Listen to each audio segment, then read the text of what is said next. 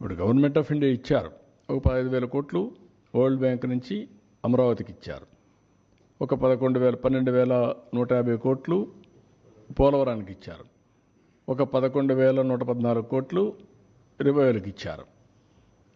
సరే, మిగిలిన కొన్ని మేము ఈ వర్క్స్ అన్ని మీద పెట్టడానికి కొంత శాఖ కింద కొంత ఫండ్స్ ఇచ్చారు. కానీ ఆ డబ్బులు నేను వెల్ఫేర్కి ఇవ్వలేకపోతున్నాను.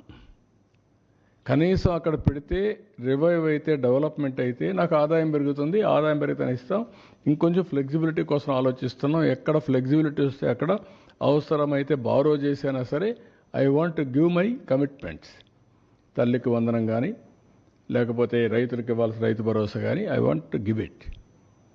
ఏది రైతు అయినా అవస్థపడాలి, గవర్నమెంట్ అయినా అవస్థపడాలి. నాకు ఫ్లెక్సిబిలిటీ ఉంటే నేను అవస్థ తీసుకోవడానికి సిద్ధంగా ఉన్నా.